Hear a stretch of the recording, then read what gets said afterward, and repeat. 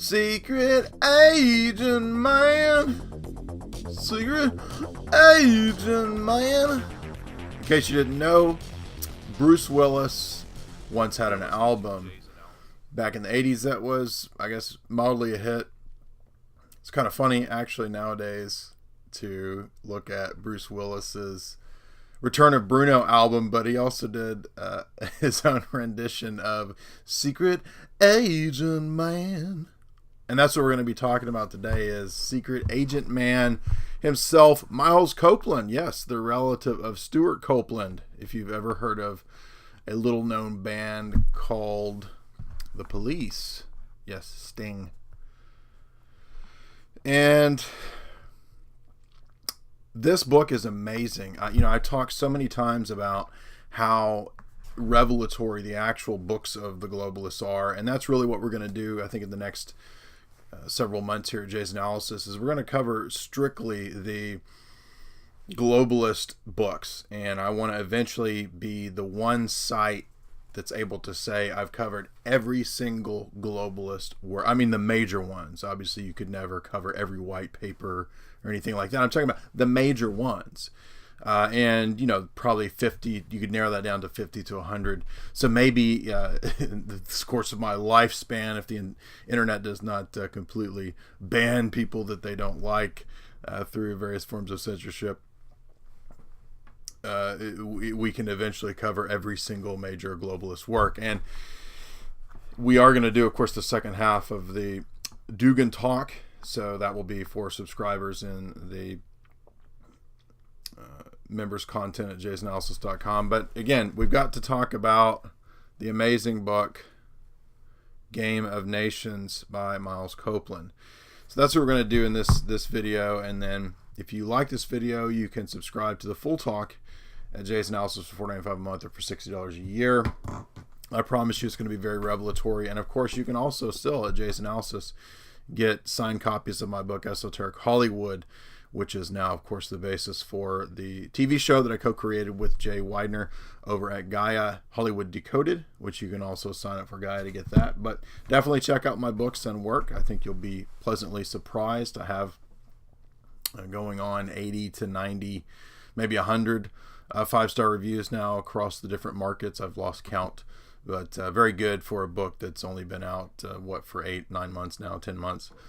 So definitely check that stuff out. But let's get into Miles Copeland's book and why it's so important.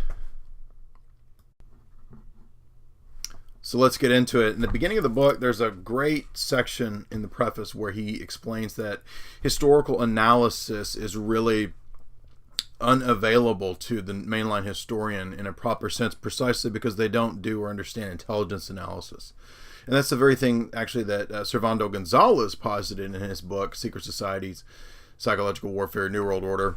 And so it's a very powerful admission right away from Copeland that he's saying what you're getting in this book, much like Carol Quigley's books, as we've covered in my other lectures and talks, is the real history, or at least a closer approximation to the real history that you're not going to get in the mainline history books.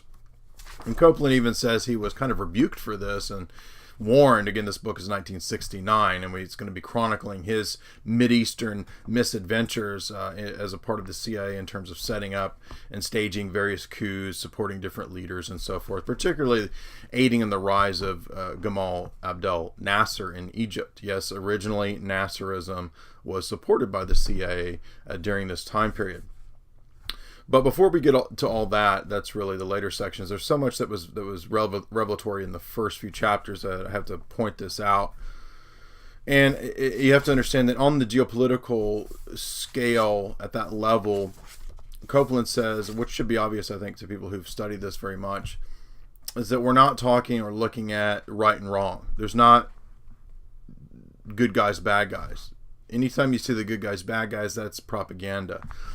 It's amoral, and really that's the title of the book, is the amorality of power politics, the amorality of power politics, the game of nations. So when you're seeing a lot of good guy, bad guy talk, villain talk, hero talk, G.I. Joe type stuff, Cobra, that is propaganda. It's propaganda on the level of G.I. Joe, actually. And he says that, of course, obviously all of this stuff is run by covert operations and what he calls crypto diplomacy. And he calls himself a crypto diplomat. And this means that he was one of the guys who was making the behind the scenes deals, right? X-Files, the Syndicate, the Smoky Room guys. He talks about the amorality of politics, as we said, that it is all relative. There's no good guys, bad guys. There's winners and losers. Winning, right? Remember Charlie Sheen 5 years ago, 10 years ago? Winning.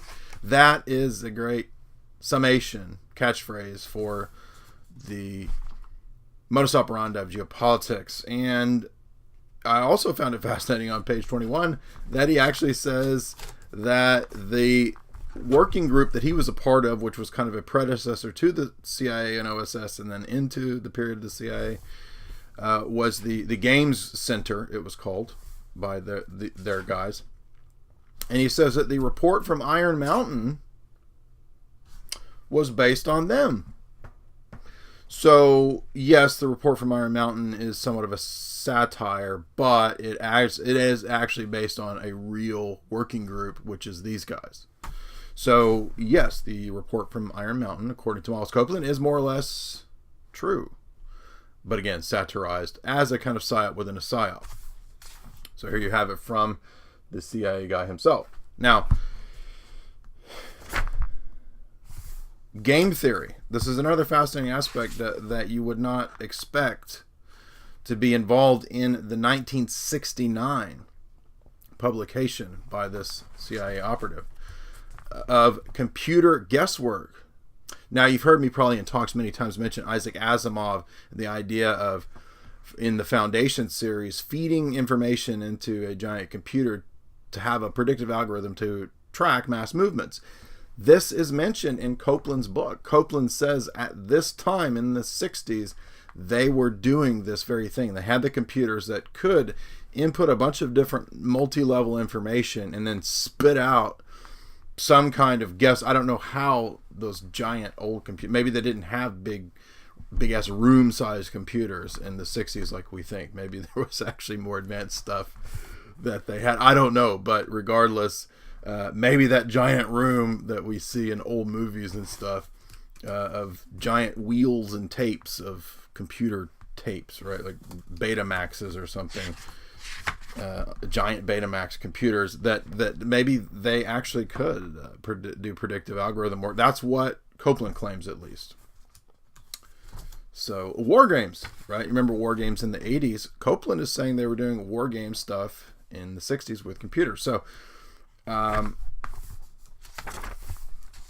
love the fascinating section on pages 26 and 27. I think everybody kind of has this sense that the CIA lies as a matter of policy.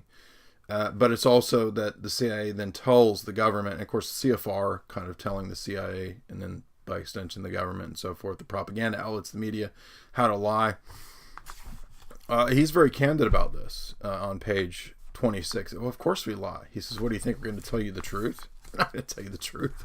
We're just going to nonstop lie. That's what he says. So amazing admission there. Anybody says, he's talking about on the mass scale there in this book, which I'm sure there's some disinformation in this book as well.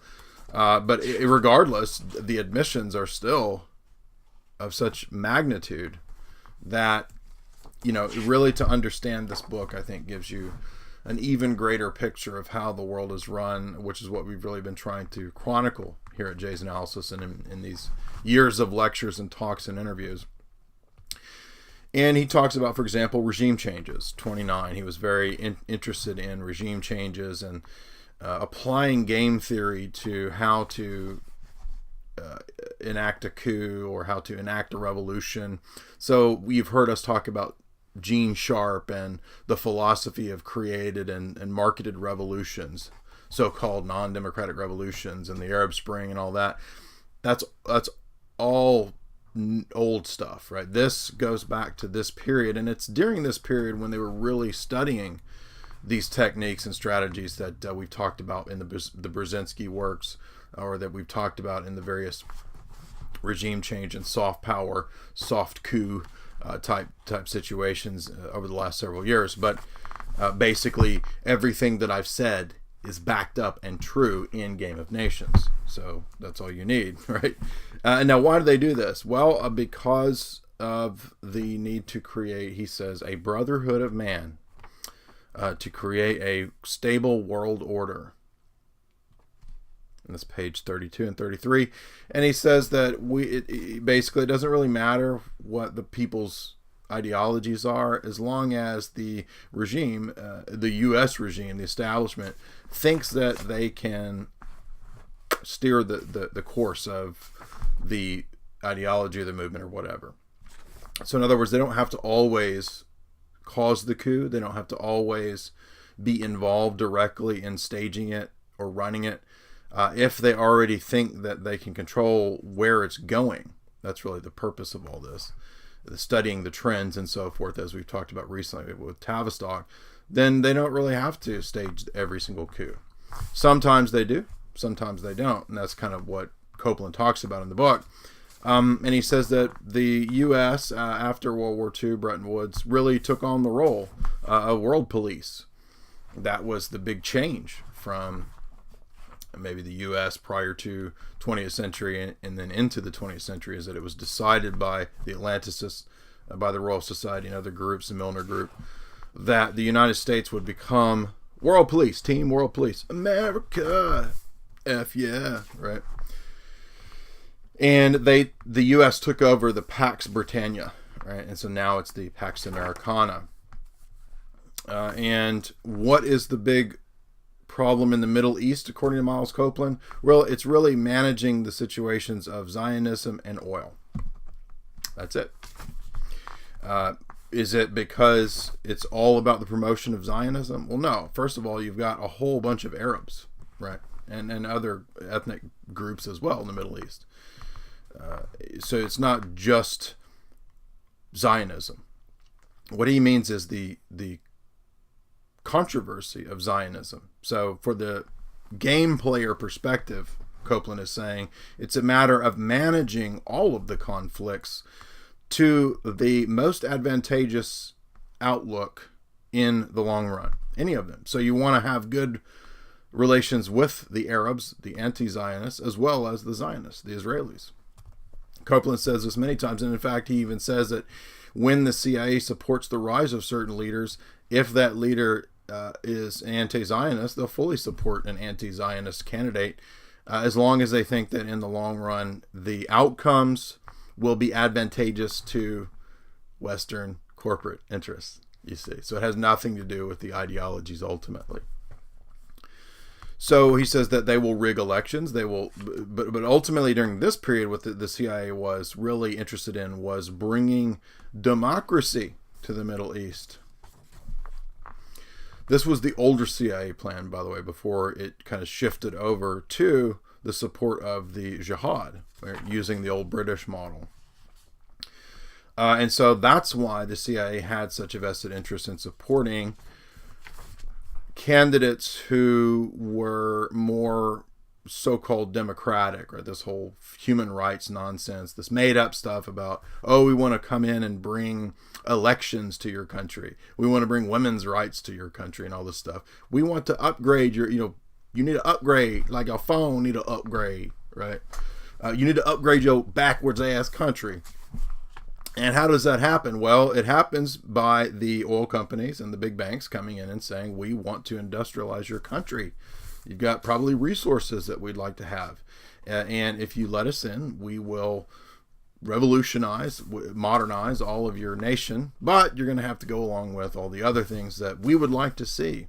And so really it's kind of like a big business plan. You've heard people say this many times. And that's what Copeland says, is that it's oil and money. And if you don't go along, and it's very lucrative. That's why this is so successful, is that it's very lucrative. If you don't go along, you might die, or there's a revolution, or there's a coup, or there's an assassination, or whatever. But if you do go along, it's very lucrative, especially if you're the president, right, of some country. Especially if your coup is successful and the CIA likes your coup and they like where you're going. You see, it's very business oriented. That's why it's winners and losers, not good guys, bad guys.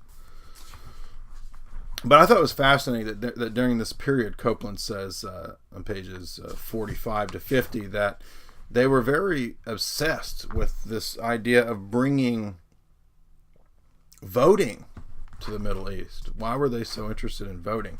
Well, he tells you because they were studying techniques of subversion, of psychological warfare, of nudging. Remember Cass Sunstein talking about nudging? Well, here's Miles Copeland talking about nudging back in 1969. And he says that the voting stuff had to do with Madison Avenue guys being brought in to study mass manipulation and to try and test different techniques. So basically kind of a giant lab, the Middle East is here from the technocratic perspective. So there's many interests, many angles at work here in what's going on in the Middle East during this period. And it's not all business. There's also other aspects, like we said, of studying demographics, studying ethnography, getting all the markets, the niches just right to where the propaganda can be tailored to different groups. That's why the CIA has no problem supporting the pro-Israeli candidate one time or the anti-Zionist candidate another time. That's what he explicitly says. So what about Syria? Well, Copeland frames it like they wanted to modernize Syria because they really cared about the Syrian people. Well, Syria also has things that the West was interested in, like oil. And so in 1949, the USA supported an actual straight-up revolutionary coup by Husni Zaim. And so he was the head of the Syrian army, and the CIA supported him in taking over. And they enforced this regime change, but according to Copeland, it was not the best approach. It wasn't as successful as they hoped. The military coup, which those kind of things don't last very long, it wasn't successful for very long, and then you had a succession of coups later. But what Copeland does say is that this whole failure, supposed, wasn't ultimately a failure because it was just a means by which they could study and perfect the technique of regime change and political manipulation and coup. And that's really what was going on here, was a lot of trends and studying where trends were going to ride the wave of political discontent to control whoever was coming to power. And this is what I've said in multiple interviews many times now when this topic comes up, is that what they're very interested in from the elite perspective is studying these trends, not so much because you have to control every single political candidate, but rather if it's going a certain way, you just hop on the trend ahead of time. And so you've already maybe got your own guy in the wings. And even if you don't, in the case as we see with Nasser here, according to Copeland, just send in all your CIA guys to be consultants, right? And make sure that things go in the route that is the most advantageous for all parties, right? A win-win situation. This is also interesting that he backs up the claim of Ingdahl that Ingdahl mentions in Lost Hegemon, was that at this time they were seeking a Muslim Billy Graham. Come on down the altar, help people. People, come down to the altar. We've got pizza for you. If you pray to Jesus, we've got some pizza down here for you. Come down to the altar. We've got candy canes and ice cream cones for you. If you come down to the altar, just please pray. That's my Billy Graham impersonation, because Billy Graham, by the way, was actually a CIA creation too. If you didn't know that, that's in Lost Hegemon as well. But I think that should be pretty obvious to most people who kind of figure this stuff out. Billy Graham was a very important Cold War figure against the godless atheism of the Soviets. In the same way, they wanted a Billy Graham of the Muslims. And they thought, they had a really hard time finding this guy, by the way, but they thought they could find him in Nasser.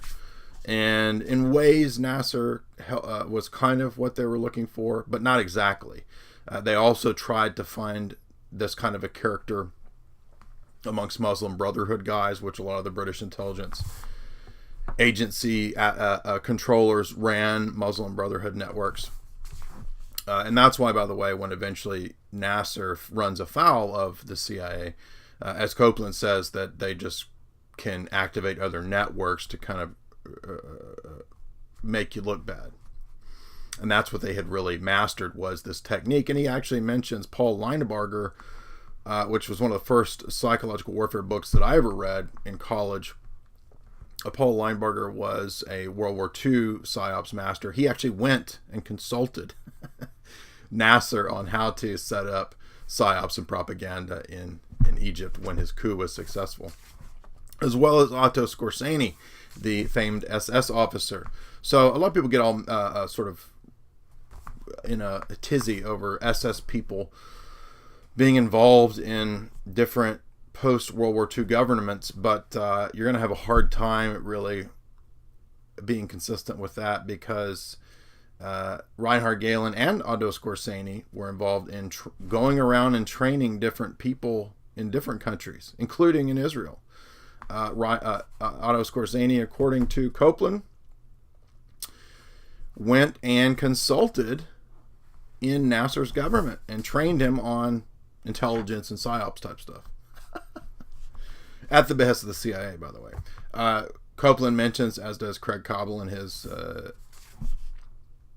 Ian Fleming book, that the Soviets also were involved in paperclip and took many of the Nazi scientists. Right, so it wasn't just the U.S. that was involved in paperclip.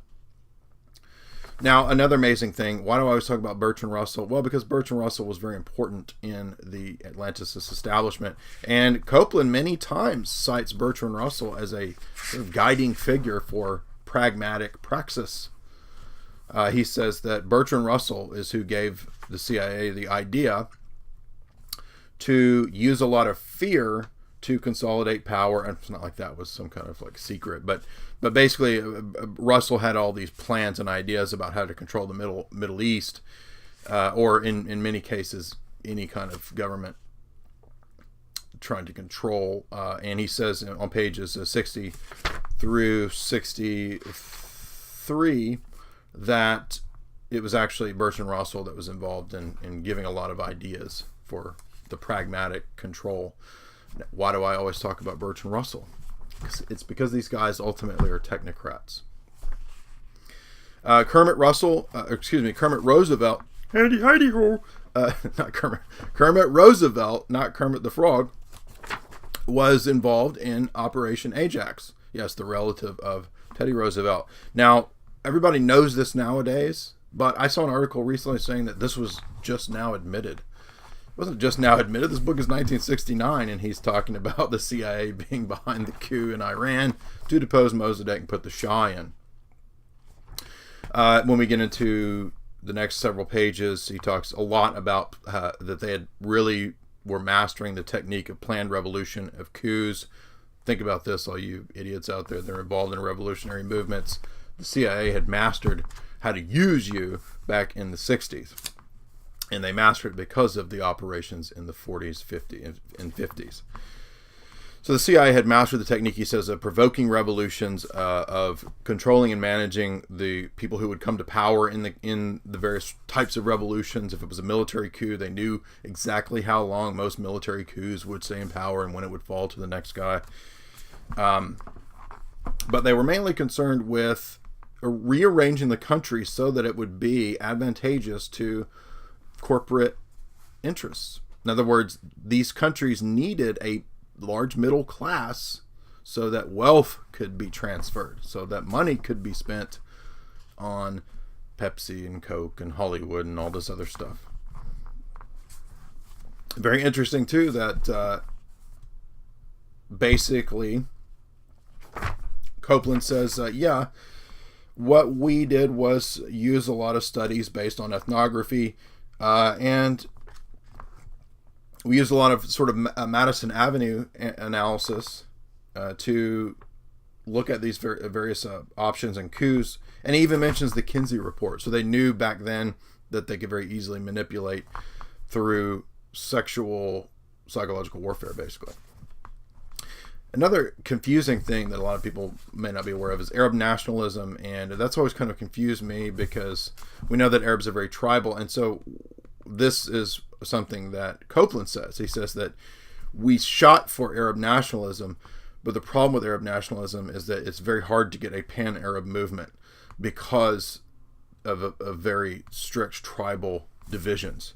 He says, so what they found was that it was a lot better for someone like Nasser to come to power and promote Egypt's interests, right, as opposed to Arab nationalism or pan-Arabism, because it just didn't work. It was too difficult to get across to very tribally minded people. So what happened? Well, the CIA basically was fine with Nasser's coup. Deals were made, deals were struck, and the CIA was basically talent scouting for psychopaths. I'm not joking. That's what he says, page 73. One of the things that they didn't like about Nasser was that he wasn't psychopathic enough. He wasn't enough of a power-hungry guy. Yeah, he kind of had the basic human drives of seeking power and so forth, but he says, we were attempting to find a leader whose craving for power was like Napoleon. They wanted a Napoleon power guy because he could be that much more easily controlled, easily manipulated through base desires, more psychopathic. If it's psychopathic, it's predictable. And basically all they were doing was just sending a whole bunch of what they call crypto diplomats to arrange the game behind the scenes with Nasser. Backdoor deals, smoky rooms. 1953, the CIA gets directly involved, and as we said, we had all these. There's an interesting, fascinating analysis on page 83 that even then they had figured out that they could, if they needed to, stage fake student coups, or they could provoke a student coup. So if you're out there and you're in Antifa or any of these student movements, back in the 60s, they were already gaming and using student movements. And why were they using student movements? Because he said a student movement revolution really would just give the appearance of instability and allow a leader to crack down. That was because it didn't accomplish anything. Nobody gives a shit about your student movement. So yeah, another interesting admission is that they felt like in the worst case scenario, they would try to get this is the CIA's consulting to Nasser was, if things don't go right, you might as well do a Papa Doc Duvalier type repression of your country. They literally say we might have to try to get Nasser to rule his country like a damn possessed voodoo madman. Yes, Papa Doc Duvalier, the voodoo madman, the repressive tyrant, who, by the way, very amenable to Western interests. Find the famous picture of Papa Doc Duvalier with Nelson Rockefeller or J. Rock, one of the Rockefellers. But again, so you have everything we've talked about admitted here. Paul Linebarger goes and consults on psychological warfare for Nasser to help him set up his government. It's all modeled on the CIA, the Egyptian General Intelligence Agency at this time, modeled on CIA. All the paperclip type stuff. They send Otto Skorzeny to go help set this stuff up. Page 104, 105. And initially, he says the U.S. and the U.K. were fine with the Nasser coup. They condoned it. He says they weren't directly doing it, but they were basically all around in the background. So they kind of let Nasser do his thing, and then we'll see from there where it went. So, welcome back. I mentioned Operation Paperclip, which I'm sure we're all familiar with, the importation of various Nazi scientists in the wake of World War II. But a lot of people don't know that some of these SS officers actually were used to train people in the Mossad, like Reinhard Gehlen and Otto Skorzeny. And they were also used to train other nations in the establishment of their intelligence agencies modeled after the CIA. We get that with the character of Otto Skorzeny going to consult with Nasser. This is all detailed on pages 103 to 105. And so at this period, as we said, the U.S. and the U.K. fully condone the CIA, Nasser's Arab nationalism, and the attempt at a pan-Arab union. And this is where it gets very confusing, because so what the CIA did was they did a bunch of public opinion studies, page 112, and they decided that Nasserism would be good as a stage or a phase in removing traditional Egyptian society. Nasser was chosen because he was a father figure. And the point of all this, what you really want to take away from all this, is that what they had done at this period, the Western elites, was figured out how to completely master studying a society so that that society could be completely reorganized and rearranged and changed over time. And that can even include the creation through different phases of decades, perhaps, the creation of a middle class. So to move out of an older feudal model, an older landowner with a bunch of poor model, and the creation of a giant middle class, that might sound like what a great development. But ultimately, the bad news is that according to Copeland, this was all being done to get down the road to the stage where they could actually implement birth control and population control. And that's why the CIA was for so long aiding and approving Nasser and Arab nationalism, was because they were really interested in how to take things in the long scheme towards depopulation. And that's fine if there's a period where there's progress, industrialization, and an altering of the society. And that's very easy to sell, right? In fact, he even mentions the fact that Hollywood films were very influential in getting a lot of the Egyptian citizens to think that, oh, we're missing out because we're not living the American lifestyle, as if everyone in America lived according to some glamorous Hollywood lifestyle. That's what the Egyptians were sold through movies. And so Nasser could come along and say, look, I'm here. I'm going to give you all of these great Western advancements. This is detailed on page 120 and 121. And this is why there's these phases of decades. And Copeland describes that ultimately they had actuaried this all the way to year 2000. So this is written in 1969, and they were planning in these different phases. Now, Nasser had himself a 5-year plan that different consultants in the U.S., Arthur Little, Booz Allen Hamilton, and so forth, were telling him what he could and couldn't get done in 5 years. And what they say on page 122 would be, they would need to use the Madison Avenue admin and pitchman to alter the Egyptians' self-image of themselves. All right, this is what we talked about in Tavistock and Changing Images of Man document from SRI 1974. So you'll notice the same strategies and techniques, it's all about technique, was all being used in Egypt during this time period in the 50s and 60s.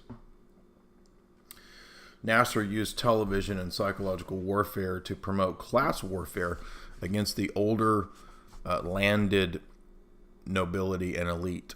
The older wealthy elite, right? This was, Nasser used his revolution. He wrote a book called Philosophy of Revolution.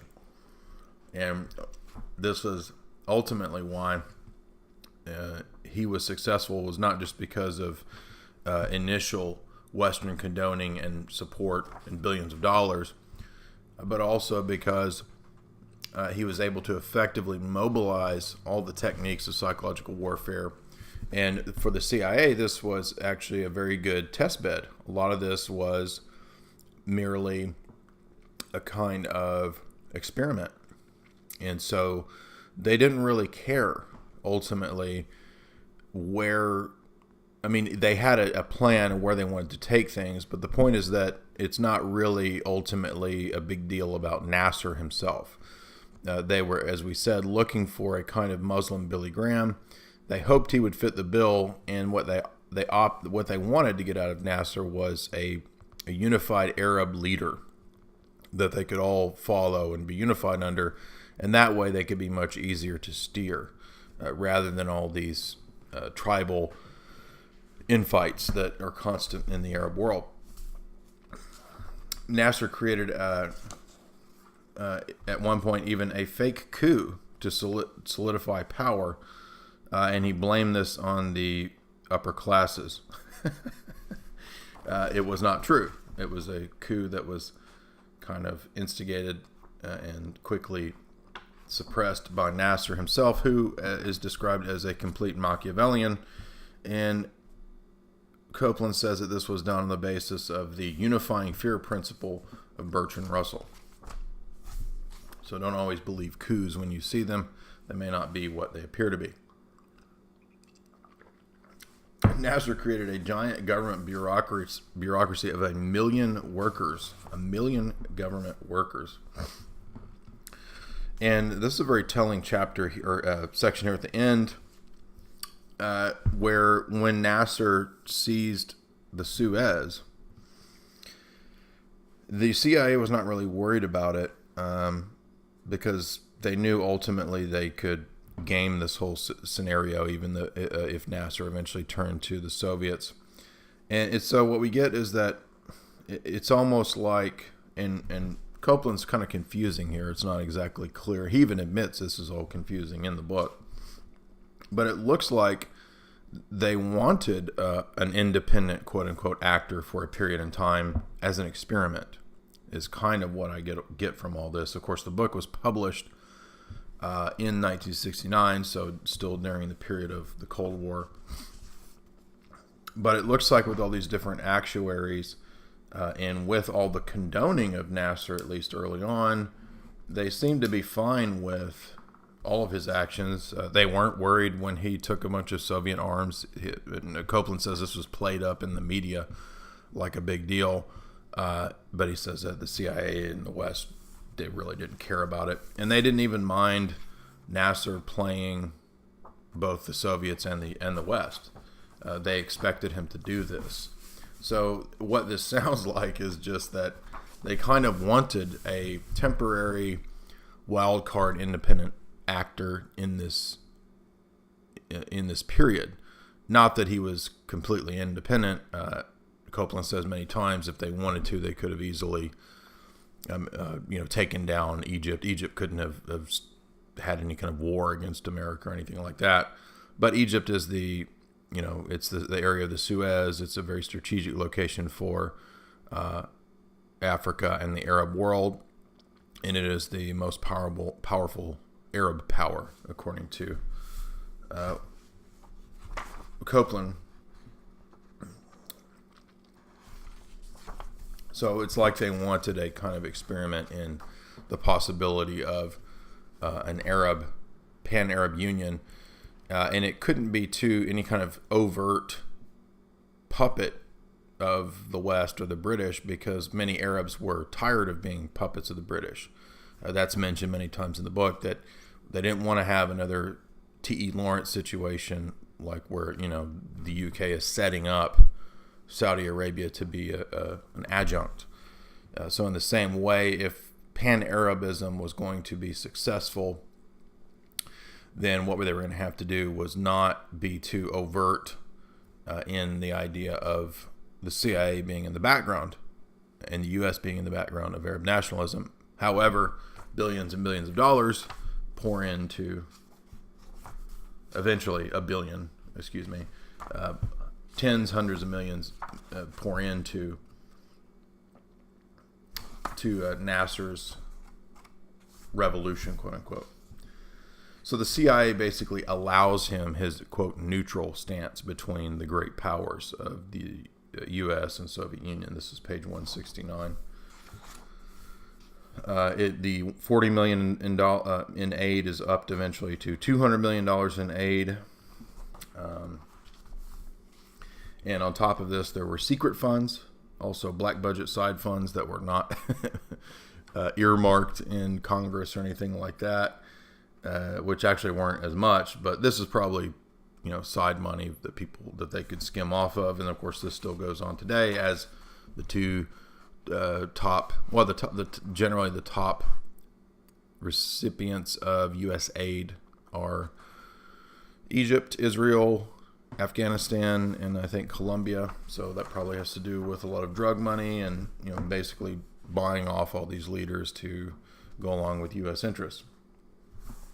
The $3 million was allocated, the secret $3 million, private $3 million, which was arranged, Copeland says, either by the FBI or the CIA, was used to build a giant Cairo tower. I'm sure that some of the money was used to build the giant Cairo tower, and some of it probably went into Nasser's pocket. It was all actuaried out, which is interesting. And so this is where it gets really complex and confusing into game theory, is that basically they had actuaried out that a neutral figure could be useful. And Copeland says that the CIA had basically allowed a bunch of states to be, quote, neutral. And that, quote, neutralism was a lot more useful in many cases than outright direct friendship. And he mentions that this was the deal with the Shah of Iran. This was the deal with Shamaun of Lebanon, King Hussein of Jordan, and Emperor Haile Selassie of Ethiopia. So they were all given some sort of deal where they were allowed the appearance of neutrality, and that in a geopolitical big game theory perspective, this was more advantageous than outright union and buddies, BFF with America. First of all, depending on what you're wanting to project, if you're an outright recipient of American aid, and this is publicly known, that might not do well in terms of propaganda, right? People are going to know, oh, you're just a stooge of the U.S. So you might want to be a stooge secretly in the background. And this is where crypto diplomacy comes in, which is really what this whole book is about, essentially, is crypto diplomacy. Copeland is discussing the back door, back room, smoky deals. He says that the CIA was fine with the anti-Semitic Muslim Brotherhood operations in Egypt. He says that was no big deal. They weren't worried about it. And that was because, page 184, the Muslim Brotherhood was deeply penetrated by British, American, French, and even Russian intelligence. So nobody was really worried about about this. But there's a interesting little psyop trick that was used that he mentions. The head of the CIA in Egypt at this time, I don't think he mentions who, one of the things that they wanted to do to make Soviets look bad was that they passed out a bunch of fake Soviet books, like that Mohammed never existed, the harmful consequences of fasting in Ramadan, and the arguments against the veil. And so they knew, that the CIA knew that if they passed these fake books out under the guise of being distributed by the Soviet embassy, this would enrage all the Muslims and Arabs against the Soviets. And so that was all arranged by the CIA. The Soviets were not actually printing and passing out these anti-Islamic books. But of course, the average Muslim in Egypt was not going to be sophisticated enough to figure that out.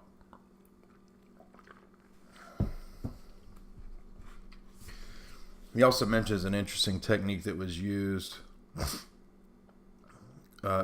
called praise of the enemy. And if you're familiar with what pickup artists call negging, this is the idea of where you, on the surface, seem to compliment a girl, but you also at the same time are insulting her. And so it's kind of leaves the person confused. Was that an insult or was that a compliment? This is, again, a very, very popular technique in terms of pickup artists. And it's essentially a big scale version of the same thing that he says was used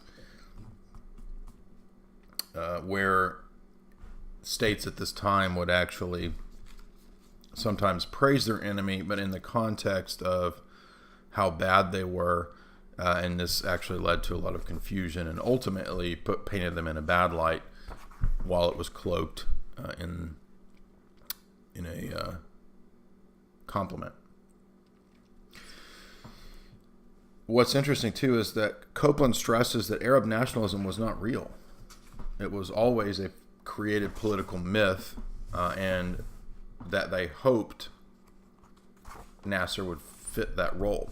Nasser himself says, according to Copeland, that he was merely an actor who came along at the right time to fit a certain role. And Nasser really had no knowledge of the Arab world, according to Copeland, and part of the examples of why Arab nationalism or pan-Arabism would never work, or why it's so difficult, is because of, he lists several things. He says they all speak different languages. A guy in Iraq cannot understand a guy in Tunisia, even though they're supposed to be, quote, Arabs. They have very vastly different cultures. They're very hostile at many times to one another. Petty differences.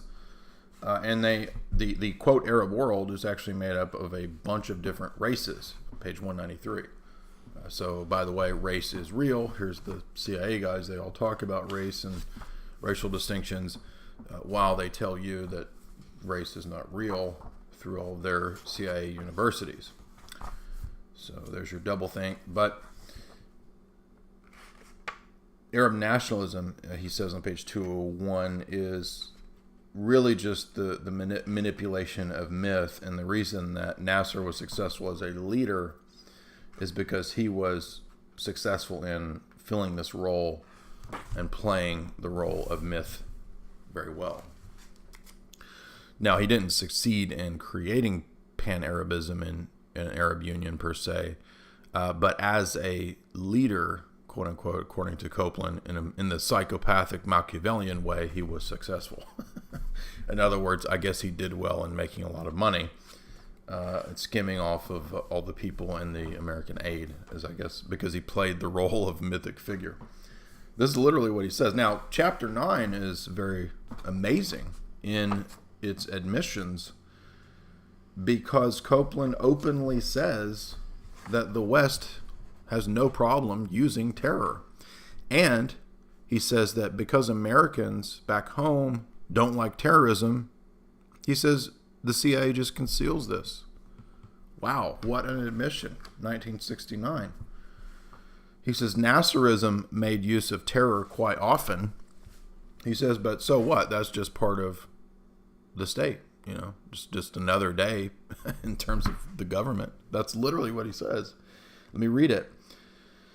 Americans don't like terrorism, although it sometimes plays an essential part in the West's own operations against any recalcitrant Afro-Asian leaders, but we conceal this fact.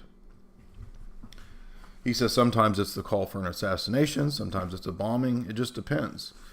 Now, get this is where it's crazy. He says the terrorist, same page, page 203, they're basically a loser.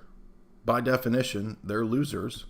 And so they can be easily manipulated by the skillful government leader. He says they eventually become nuisances, but if you use them rightly, they can be a powerful weapon of flexibility and finesse in the hands of a skillful government official. Now, there's the crazy quote, too. He says, that's the thing about terrorists. They're beautifully expendable. So there's your CIA perspective on the usage of terror. And all this time, you've been told that we're waging a war on terror. Another fascinating insight from Copeland, which backs up a lot of the talks that me and many of my friends on different podcasts have posited, is that the lie that was sold to Egyptians about how they need the American lifestyle through Hollywood and through movies, Copeland says this is analogous to the average middle American who is told the lie that anybody can become Sam Walton or the president if they just work hard and pull themselves up by their bootstraps. He says they're the same lie. He says, but it's a very effective tool for reorganizing society. He goes on to say that coups are planned, mob psychology is used, the terrorists are all used, revolutions are all planned, and that Nasser became very adept because of his Madison Avenue and CIA consultants and handlers and buddies. He became very adept at psyops. And so he would use his broadcast media to call for the assassination of his enemies, which was very effective, Copeland says, or just basically denouncing and defaming anyone that he didn't like or saw as a threat. But what's interesting is that Nasser had figured out the power of movies and radio, in other words, mass media. And so that was part of the way that he consolidated power. And page 210, we have maybe an inkling of why they didn't really care either way. Copeland says that if Nasser had been successful in his Arab Union, they felt confident that eventually it would fall in line with U.S. interests. So again, we're thinking in terms of game theory and guys who like to take big risks. And so part of taking risks is the desire for, at sometimes, a real opponent.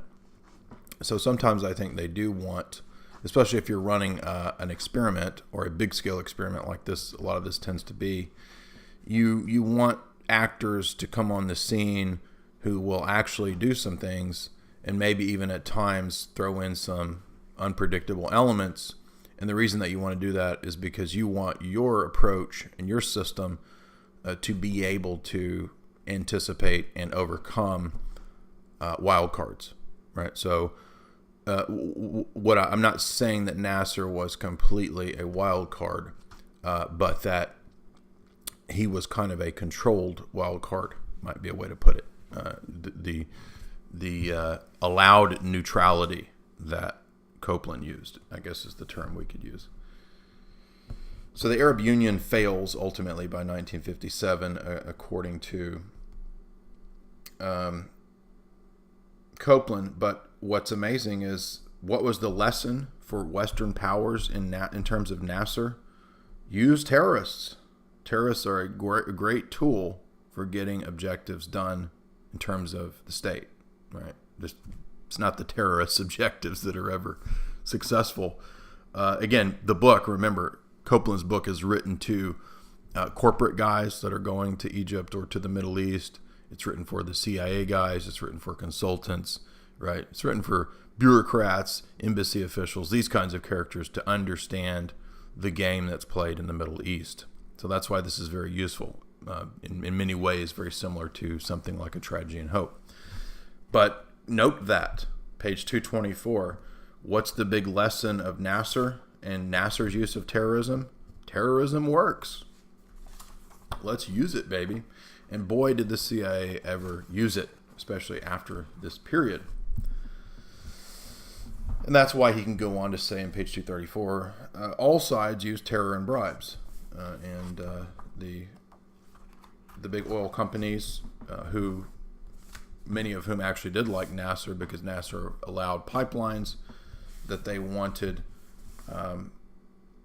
That's why they didn't really care with a lot of these other deals and games that Nasser had going. They didn't really care if he received some kind of Soviet weaponry, because as long as they're able to have their pipelines, the tap line, who cares? We don't care if he buys a bunch of old Soviet rocket launchers.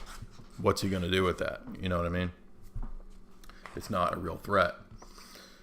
Interesting too, apparently, at least this is how I read what's being said here, was that different analysts that were looking at Nasser's success through PSYOPs, they said that he was even using subliminals in his radio transmissions. He says anyone who would listen to Nasser's broadcasts over a long period of time would eventually kind of subconsciously become suspicious of the West. And they would find Nasser's arguments convincing. The appeal, as our motivational researchers would say, was subliminal. It was unquestionably effective.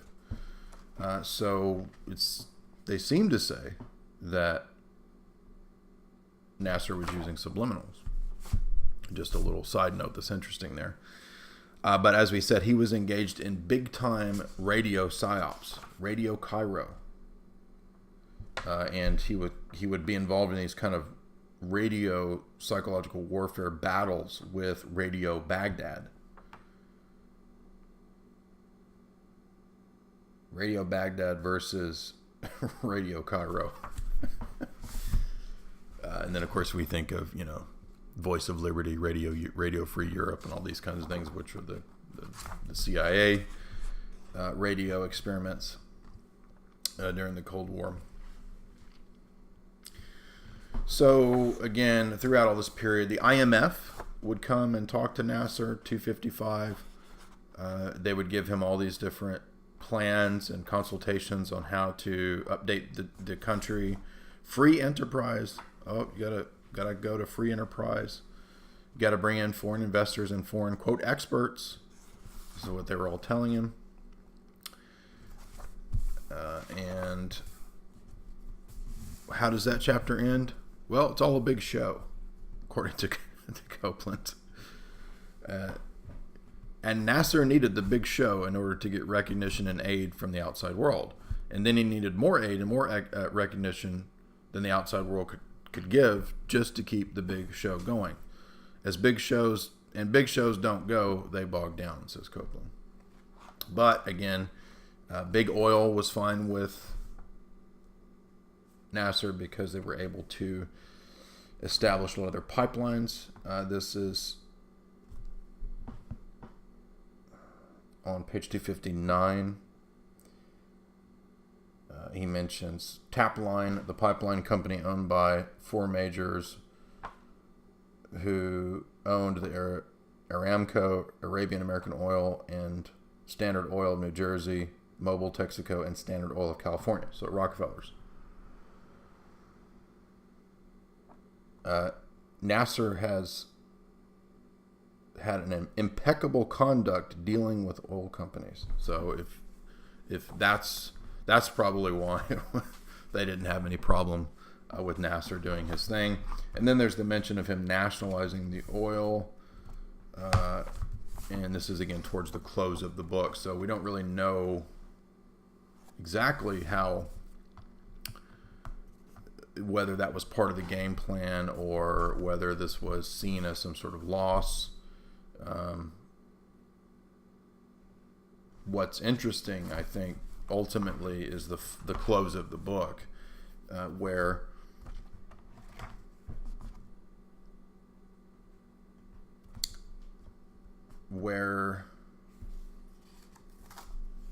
Copeland says, "Where do we go from here in our relations with Nasser? Throughout this exercise, I've tried to make the point that, given the circumstances that surrounded him, Nasser's conduct was completely normal and predictable.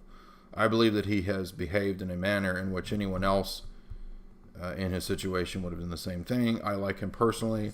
I know of no one of whom I would rather spend a long evening in conversation and joking. He is one of the most courageous, incorruptible, unprincipled, and humanitarian leaders I have ever had the pleasure to meet. He has a sense of humor. He does not act out of pique, whim, or of any petty motives. We laid down a path for Nasser, and he took it. Things might have been otherwise had he been programmed differently. That's an amazing statement there.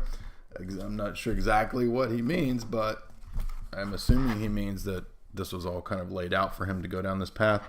His role in our future depends on the kind of future that we choose to have. What about the future of the Game of Nations? I don't know whether the CIA's game center still exists, although I know that similar kinds of exercises go on in many of our universities. Well, of course, they still exist.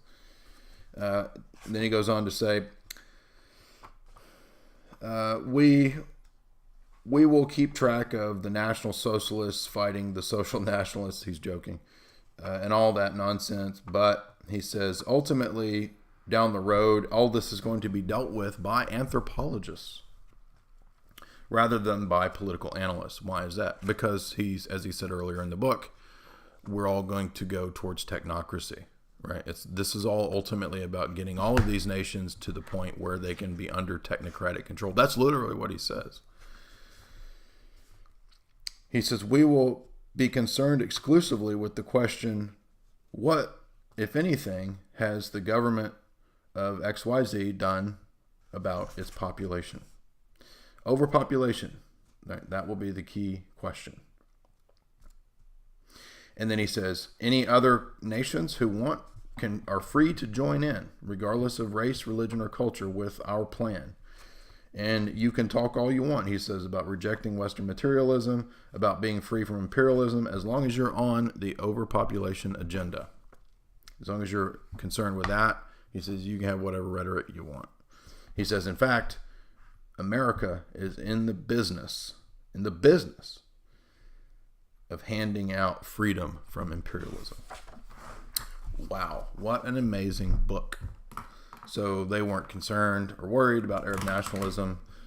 It was a early CIA project which appears to not really have worked precisely because of the differences amongst Arabs in the Middle East.